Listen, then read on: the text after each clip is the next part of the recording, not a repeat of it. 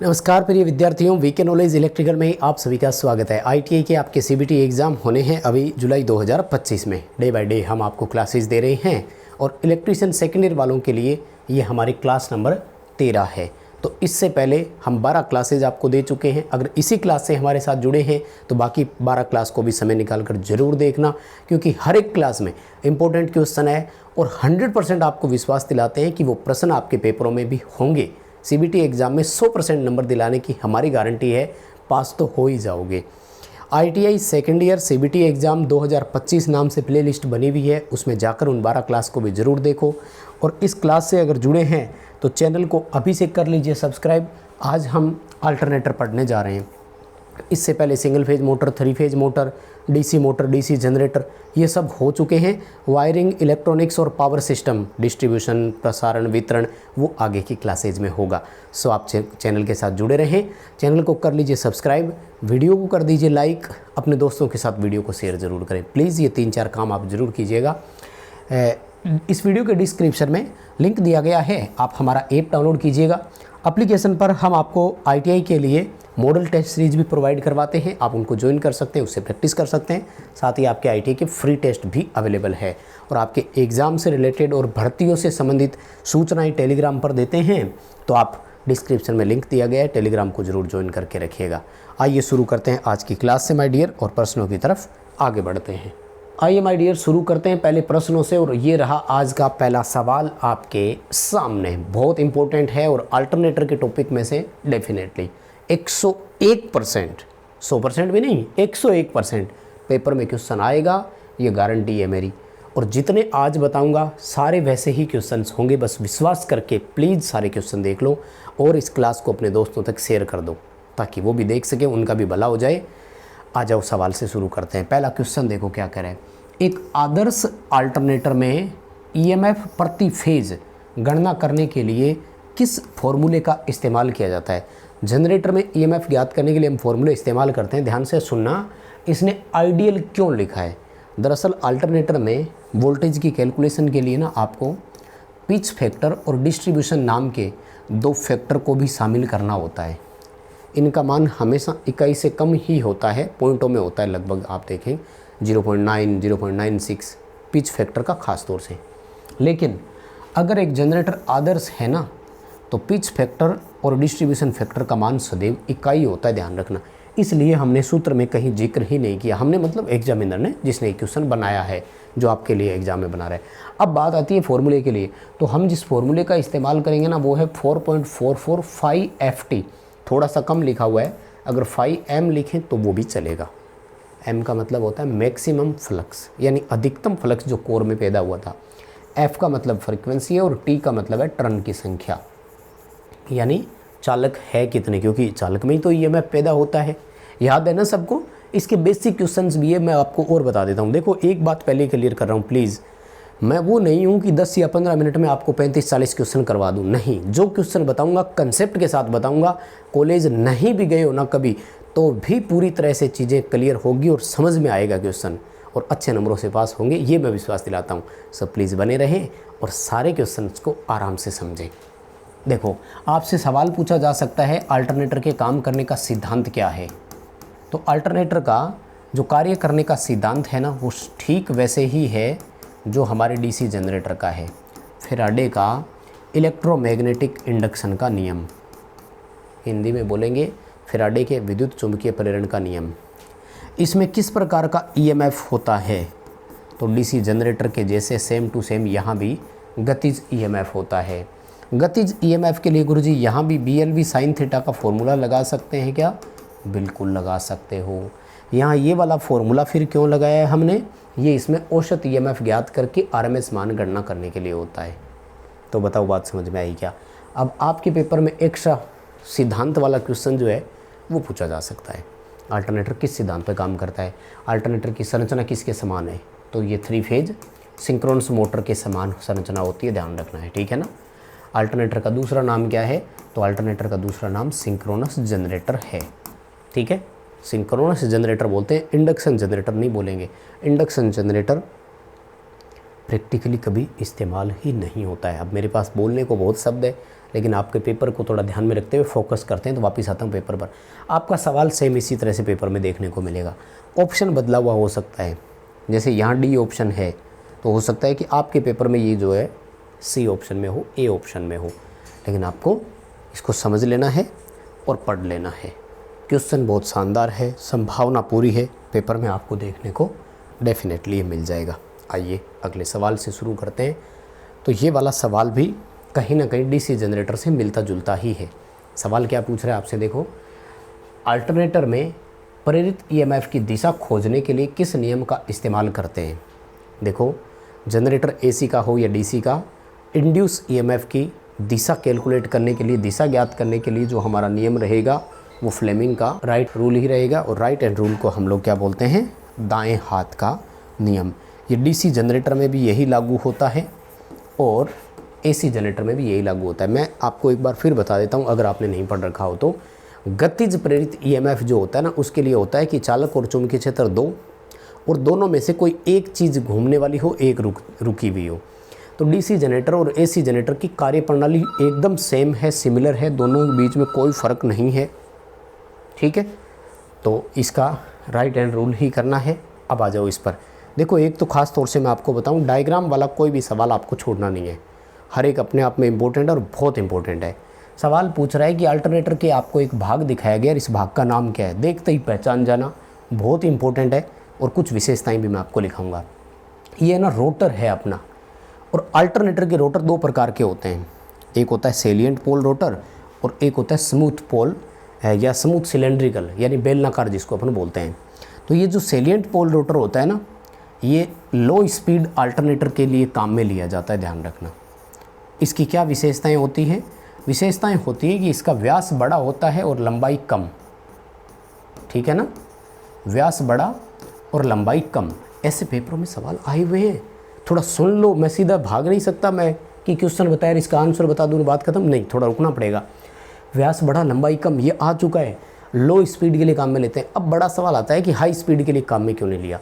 High speed के बारे में इसमें ये बताया गया कि जब उच्च गति पर चलते हैं ना, तो इसके अंदर मैकेनिकल स्ट्रेंथ थोड़ी सी कम होती है, यांत्रिक सामर्थ्य कम होने के कारण। मैंने आपको जब मोटर हम सिंगल फेज वाली पढ़ रहे थे तो सेंट्रीफ्यूगल स्विच का काम बताया था, शायद याद हो तो। क्या करता है, अपकेंद्रीय बल लगता है, घूमने वाली हर चीज़ पर लगता है। हमें क्यों पढ़ाया जाता है कि डीसी सीरीज मोटर को बिना लोड के नहीं चलाना चाहिए। वो कहता है गति बहुत ज़्यादा हो जाएगी। क्या हो जाएगा, ज़्यादा हो जाएगी तो भाई गति इतनी ज़्यादा होगी कि आर्मेचर के अंदर एक ऐसा फोर्स लगेगा जो उसके एंड कवर को तोड़ देगा और बाहर निकलेगा, सब कुछ ख़राब कर देगा, तोड़ ताड़ देगा कुछ और। तो यही चीज़ यहाँ होती है। जब वेरी हाई स्पीड के लिए काम में लेंगे ना, तो ये जो शाफ्ट के साथ हमने ये जो कोर और स्लोट लगा रखी है, रोटर जिस पर वाइंडिंग की जाती है, स्लोट कटे होते हैं, वो रोटर का हिस्सा उखड़ जाएगा। इसलिए ये हाई स्पीड के लिए उपयुक्त नहीं है। फिर कौन है, तो हाई स्पीड के लिए ये वाला है बेलनाकार रोटर वाला। ठीक है ना, स्पीड कैसी होती है, उच्च होती है। ये कहाँ काम में लेते हैं, ये हाइडल में काम आएगा सेलिएंट पोल वाला, और ये आएगा आपका स्टीम टरबाइन में। स्टीम टरबाइन बोलें तो जैसे थर्मल पावर प्लांट हो गया, यहाँ पर काम आ जाएगा, टर्बो अल्टरनेटर हो गया, इन सब में काम आ जाएगा। इनमें सिलेंड्रिकल पोल वाले में जनरली 2 पोल होते हैं। कितने पोल होते हैं, 2 पोल होते हैं। तो याद रह जाएगा। अच्छा है, डायग्राम भी देखना है, इसके साथ के 2-4 सवाल। माय डियर, सबसे most important question, very very most important question, लेकिन इतना इजी, हर साल आता है एग्ज़ाम में, सबको याद, किसी को कोई प्रॉब्लम नहीं है।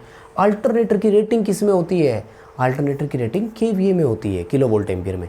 अब अल्टरनेटर की जगह ट्रांसफार्मर का पूछ ले तो भी यही है, ट्रांसफार्मर को भी केवीए में ही रेटिंग करते हैं।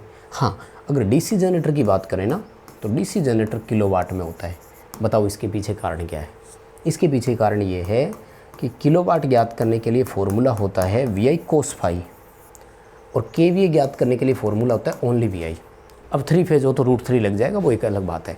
मतलब 3 फेज हो तो √3 VI और √3 VI cos फाई, और किलो करना है तो 1000 का भाग दे देंगे, चलो वो एक अलग बात है। मैं पॉइंट पर आता हूँ यहाँ पर। cos फाई क्या चीज़ है, पावर फैक्टर। डीसी की एक खास बात होती है, अगर आपको याद हो तो, कि उसका पावर फैक्टर सदैव इकाई होता है, इसलिए उसकी किलोवाट और केवीए बराबर होती है। लेकिन एसी में केवीए तो अलग होगा और किलोवाट अलग अलग होगा। पावर फैक्टर बदलेगा तो किलोवाट ऊपर नीचे होता रहेगा। मतलब जनरेटर फिक्स है फिर भी उसकी रेटिंग ऊपर नीचे हो रही है, ऐसा क्यों? इसलिए यहाँ किलोवाट में रेटिंग देते ही नहीं है। फिर भी आपसे पेपर में कोई कारण थोड़ी पूछेगा, आपको तो इतना ही पूछेगा कि अल्टरनेट की रेटिंग किस में होती है और ये ऑप्शन होंगे। आपको सीधा ऑप्शन करना है, उत्तर बिल्कुल सही होगा। बताओ सवाल समझ में आ रहे हैं क्या? अब समझ में आए कि नहीं आए कैसे बताओगे? मुझे कोई आवाज़ थोड़ी आएगी कि हाँ सर समझ में आ गया, हाथ उठा के थोड़ी बताओगे। आप वीडियो को लाइक करके हमें बताओगे। हम देखते हैं कि इतने बच्चों ने लाइक किया, इसका मतलब है कि इन बच्चों को क्लास बहुत समझ में आई। हाँ ज़्यादा ही गए तो आप कमेंट कर सकते हो, फिर हम कमेंट्स भी देखेंगे कि किन किन को कितना पसंद आया। तो प्लीज़ बिना लाइक किए नहीं जाएं, बहुत मेहनत लगती है, बदले में एक छोटा सा लाइक मांगते हैं। हाँ लाइक करके शेयर करो क्लास को तो वो बहुत अच्छी बात है, पहुंचाओ अपने दोस्तों तक। चैनल को आप भी सब्सक्राइब करो, बिना सब्सक्राइब किए आपको नहीं देखना है। देखो और लाइव क्लास शुरू कर देंगे जल्दी आपके एग्ज़ाम के लिए, 1 जून से शुरू कर देंगे। सवाल देखो, अल्टरनेटर में प्रतिशत वोल्टेज रेगुलेशन की गणना करने के लिए किस सूत्र का उपयोग करते हैं? अल्टरनेटर में वोल्टेज रेगुलेशन का मतलब क्या है? वोल्टेज रेगुलेशन का मतलब होता है नो लोड से लेकर फुल लोड तक वोल्टेज के मान में परिवर्तन कितना आया। जैसे मैं बता रहा हूँ, मान लीजिए बिना भार के एक अल्टरनेटर हमें बता रहा था 240 वोल्ट, हमने जैसे लोड जोड़ा ये वोल्टेज तो 180 वोल्ट आ गई। अब ये जनरेटर हमारे लिए क्या काम का? हम मार्केट में गए कि इसकी नो लोड वोल्टेज उसने बता दी 240 है, हमने भी यही सोचा कि घर में 240 वोल्ट की ज़रूरत होती है, इस अल्टरनेटर को ले चलते हैं। लेकिन हमने देखा कि लोड जोड़ते तो वोल्टेज 180 हो गई, घर में तो इक्विपमेंट काम ही नहीं करेंगे उसमें। तो नो लोड से लेकर फुल लोड तक मान में कितना वेरिएशन आता है उसको बोलते हैं वोल्टेज रेगुलेशन। तो ये होता है उसका लोड के सापेक्ष।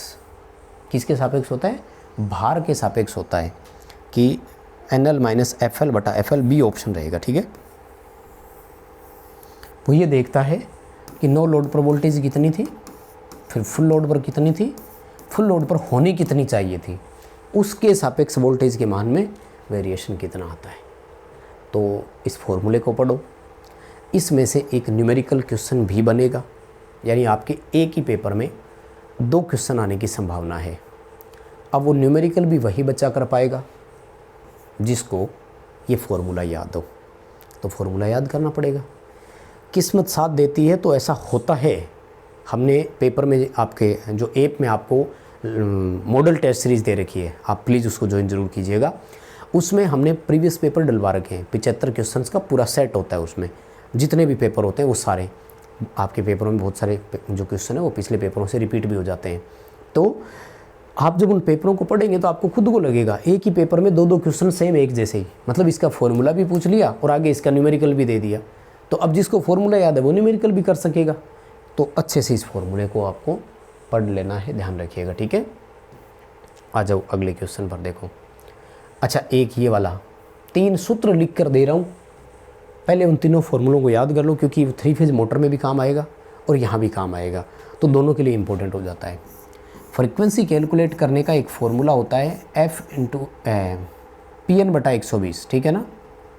फ्रीक्वेंसी ज्ञात करने के लिए क्या फार्मूला होता है? PN/120, यानी पोल इंटू स्पीड अपॉन 120। लेकिन ये थोड़ा ध्यान रखना है, मैं इसमें सुधार करवाऊँगा आपको। फिर आपसे कई बार है ना वो पोल के बारे में पूछ लेगा कि बताओ मोटर में पोल कितने हैं, तो F/120/N कर देना और फिर N ज्ञात करने के लिए F/120/P कर देना। तो ये 3 फॉर्मूले आपको जरूर ध्यान में रखने हैं। वो आपसे फ्रीक्वेंसी, आपसे पोल, आपसे गति कुछ भी पूछ सकता है। 2 का रख देगा, तीसरा आपसे पूछेगा। इन तीनों फॉर्मूले को याद रखो क्योंकि ये इंडक्शन मोटर में सिंक्रोनस स्पीड कैलकुलेट करने के लिए भी ये फॉर्मूला आपको ज़रूरत पड़ती है वहाँ पर। अब आता हूँ मैं दूसरी साइड पर। फ्रीक्वेंसी ज्ञात करने के लिए PN/2 भी करना है आपको। गुरुजी दोनों में से फिर कौन सा फॉर्मूला लगाएं? आप तो कंफ्यूज कर रहे हो। नहीं, अगर गति RPM में है, रिवॉल्यूशन पर मिनट, चक्कर प्रति मिनट, तब तो 120 का भाग देना है। और अगर RPM की जगह गति पहले ही RPS में दे रखी हो, रिवॉल्यूशन पर सेकंड, चक्र प्रति सेकंड, तो आपको 60 को भाग नहीं देना है। यहाँ हम मिनट को सेकंड में कन्वर्ट करने के लिए 60 का भाग और देते हैं। दरअसल ये फॉर्मूला 2 × 60 है नीचे, P/2 और N/60 ऐसे है फ्रीक्वेंसी ज्ञात करने का फॉर्मूला। तो गति अगर RPS में हो तो 120 की जगह 2 इस्तेमाल करना है बस, ठीक है, और कुछ नहीं करना है। यार बार बार मुंह ध्यान नीचे ही आ रहा है तो मैं ये नीचे ही कर लेता हूँ।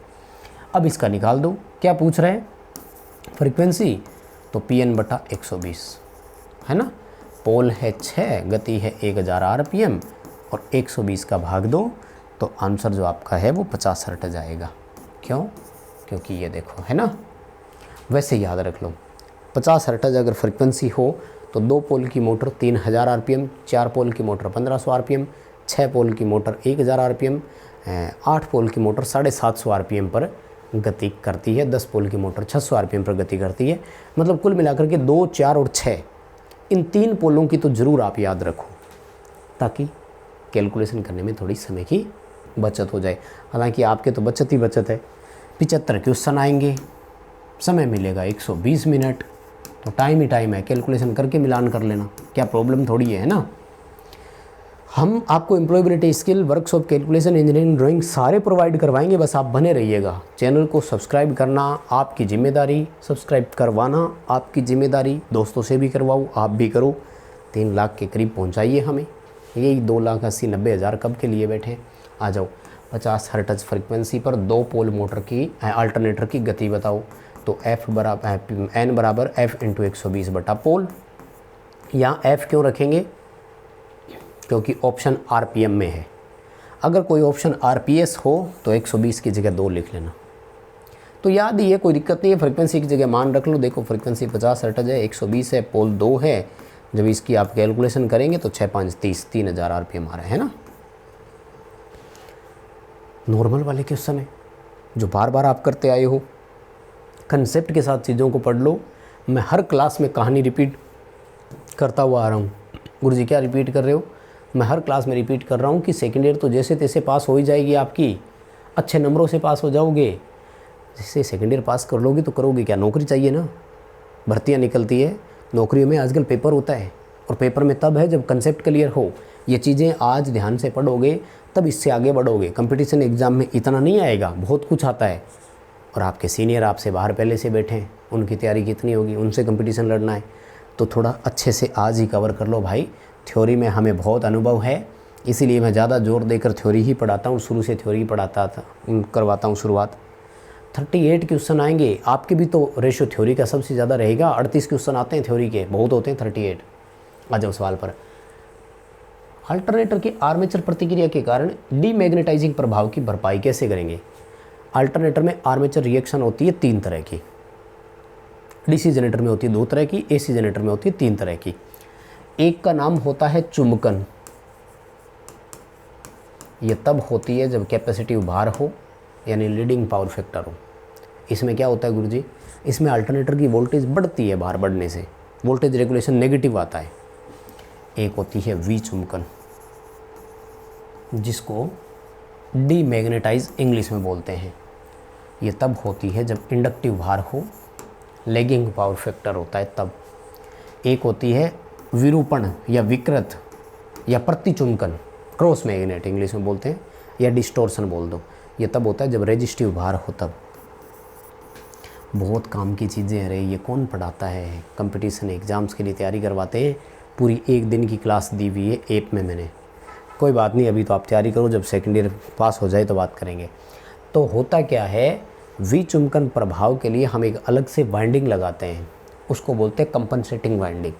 ठीक है, अब कंपनसेटिंग वाइंडिंग का यहाँ ऑप्शन नहीं है, तो फिर है क्या चीज़ विचुंबकन प्रभाव, उसको समझते हैं। आर्मेचर अपना एक फ्लक्स बनाता है, ठीक है ना, वो मेन फील्ड फ्लक्स के अगेंस्ट काम करता है और मेन फील्ड फ्लक्स को घटाने का काम करता है। तो फिर हम क्या करें? मेन फील्ड का फ्लक्स किस बात पर डिपेंड करता है? एक्साइटेशन करंट पर। कोई भी फील्ड वाइंडिंग कितना फ्लक्स बनाएगी किस बात पर डिपेंड करता है? उसको मिलने वाली करंट पर। तो हम कॉइल में चलने वाली धारा बढ़ा देंगे, यानी इंक्रीज फील्ड एक्साइटेशन करंट। हम फील्ड की उत्तेजन धारा को बढ़ाएंगे, जिससे फील्ड और ज़्यादा फ्लक्स बनाएगा और वो फ्लक्स की जो है वो क्षतिपूर्ति हो जाएगी। डीसी जनरेटर में अगर ये सवाल आ जाए तो वहाँ पर ऑप्शन ढूंढना कंपनसेटिंग वाइंडिंग। कौन सा ऑप्शन ढूंढोगे? Compensating winding. और 1 जून या इसके बाद अगर आप क्लासेस देखें तो फिर टाइम का ध्यान रखें, लाइव क्लासेस रहेगी आप सबके लिए। और एग्ज़ाम नज़दीक आते ही सुबह फर्स्ट ईयर वालों के लिए, शाम को सेकेंड ईयर वालों के लिए कर देंगे। अभी आपका वन डे चलेगा, यानी अल्टरनेट डेज में एक दिन फर्स्ट ईयर का, एक दिन सेकेंड ईयर का। ठीक, आ जाओ अगले सवाल पर। सिंक्रोस्कोप का क्या उपयोग है? थोड़ा पीछे ले चलता हूँ। हम 2 अल्टरनेटर को पैरेलल में कनेक्ट करते हैं, यानी समांतर में जोड़ते हैं, जिससे क्या होता है, समांतर संयोजन बोलते हैं। चलो आप में से जिन जिन को याद है मुझे ये बताओ, अल्टरनेटर के समांतर संयोजन की शर्तें क्या क्या है? 2 अल्टरनेटर को आप पैरेलल में कब जोड़ सकते हो? यही लिखा हुआ मिल जाएगा शायद। 3 शर्तें होती है। ट्रांसफार्मर को समांतर में जोड़ने की 4 शर्तें होती है, अल्टरनेटर की 3 होती है। टर्मिनल वोल्टेज समान, फ्रीक्वेंसी समान और फेज क्रम समान। जैसे RYB है तो RYB हो, और RBY हो तो RBY हो, फेज क्रम समान हो। अगर फेज क्रम उल्टा हुआ तो शॉर्ट सर्किट हो जाएगा। तो जब अल्टरनेटर को समांतर क्रम में जोड़ते हैं ना, तो हम इन तीनों शर्तों को देखते हैं कि वो बराबर है कि नहीं है। ठीक है, अब क्या होता है कि जैसे किसी पावर प्लांट में मैं बात करूं, या एक एग्जांपल दे दूं, मैं राजस्थान के सूरतगढ़ थर्मल पावर प्लांट का मैं आपको एग्जांपल दे दूं, तो यहाँ पर क्या है कि 6 अल्टरनेटर लगे हुए हैं 250 मेगावाट के, है ना। अब एक मान लो ट्रिप हो गया तो उसको वापस ग्रिड के साथ जोड़ना है। तो जोड़ने के लिए फिर क्या है, अपन को चीज़ें देखनी होती है। तो पावर प्लांट जैसे सिस्टम में क्या होता है, टर्मिनल वोल्टेज फिक्स ही होती है। ये जनरेटर एक दिन फिक्स हो गया तो हमें पता है ये पूरी लोड आएगी तो इतनी वोल्टेज बनाएगा, तो ये तो फिक्स हो गया। फेज़ क्रम भी हमेशा फिक्स हो ही जाता है। तो फिर हम लोग फ्रीक्वेंसी का देखते हैं, क्योंकि फ्रीक्वेंसी डिपेंड करती है गति पर, है ना। गति कम ज़्यादा करके फ्रीक्वेंसी को वेरी करवाते हैं, तो फ्रीक्वेंसी समान है कि नहीं, तो इसके लिए सिंक्रोस्कोप लगाया जाता है। क्योंकि 2 चीज़ें तो पहले से फिक्स है ही, अब तीसरी चीज़ अपन को देखनी है कि वो भी बराबर है कि नहीं है, तो सिंक्रोस्कोप इसके लिए लगता है। हालांकि यहाँ पर ऑप्शन है ये रहा, समानता के लिए सही तुरंत की जांच कर दे। हिंदी सही है नहीं, इंग्लिश पढ़ो। Indicate the correct instant for paralleling. Paralleling मतलब है समांतरीकरण के लिए ये सूचना देता है, इंडिकेट करता है कि हाँ सब कुछ सही है। हालांकि अगर डिटेल से आपसे कोई पूछे ना कि सिंक्रोस्कोप किसके समान होने की बात करता है, तो सिंक्रोस्कोप केवल फ्रीक्वेंसी समान होने की बात करता है। 2 फेज़ की इसके अंदर मोटर होती है, तो 2 फेज़ तो पहले से समान ही है हमारा, फिर तीसरा फेज़ अपने आप समान हो जाएगा। और वोल्टेज फिक्स होती है, उसमें कोई दिक्कत नहीं है। हाँ, फ्रीक्वेंसी कहाँ से निकल कर आती है, गति से निकल कर आती है, स्पीड आती है। तो वो एक ऑप्शन अलग है कि चाहे वो गति बोल दे चाहे वो फ्रीक्वेंसी बोल दे। घबराओ मत, आपसे कोई अलग नहीं पूछेगा। अलग मतलब आपके CBT एग्ज़ाम है, CBT एग्ज़ाम में ऐसा ही क्वेश्चन आएगा सेम। अब इस ऑप्शन को आप कहाँ ढूंढ पाएंगे ये आपके ऊपर डिपेंड है। यहाँ D में है, ABCD मत रट लेना कि गुरुजी आपने सिंक्रोस्कोप करवाया था उसमें तो D उत्तर था, नहीं। ठीक है, आ जाओ अगले सवाल पर। अल्टरनेटर में रोटर को DC प्रदान करने वाले उपकरण का नाम क्या है? पहले तो देखो रोटर को DC देते क्यों हैं। दरअसल रोटर का काम होता है फील्ड बनाना। फील्ड का मतलब होता है चुंबकीय क्षेत्र बनाना। ठीक है, चुंबकीय क्षेत्र को DC सप्लाई देने को बोलते हैं एक्साइटेशन। एक्साइटेशन मतलब उत्तेजना, यानी रोटर को हम उत्तेजित करते हैं। ध्यान रखना, क्यों? क्योंकि जब DC देकर एक्साइट करेंगे तभी तो ये चुंबकीय फ्लक्स बनाएगा, और इसी चुंबकीय फ्लक्स को तो चालक काटता है, स्टेटर में जो चालक है वो, तभी तो EMF बनता है। फिर फैराडे के नियमानुसार कोई चालक चुंबकीय बल रेखाओं का छेदन करता है, तभी तो EMF होता है। तो रोटर चुंबकीय क्षेत्र बनाएगा कहाँ से? तो इसको DC देकर उत्तेजित करते हैं, और उसका नाम है एक्साइटर। ये वास्तव में शंट जनरेटर होता है DC का,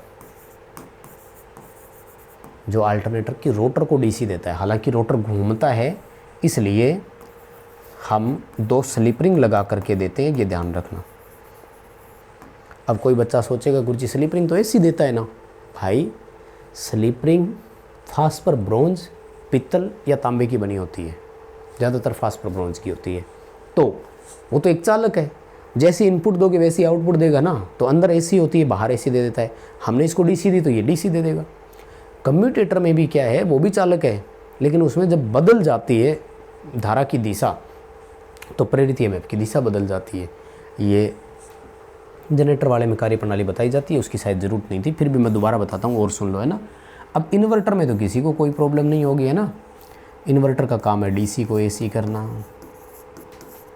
कन्वर्टर का काम है AC को DC करना, ठीक। सिंक्रोनाइज़र अपने नहीं लगता, या सिंक्रोनाइज़र सिंक्रोस्कोप कोई बोल तो एक ही बात है, जो दो चीज़ों के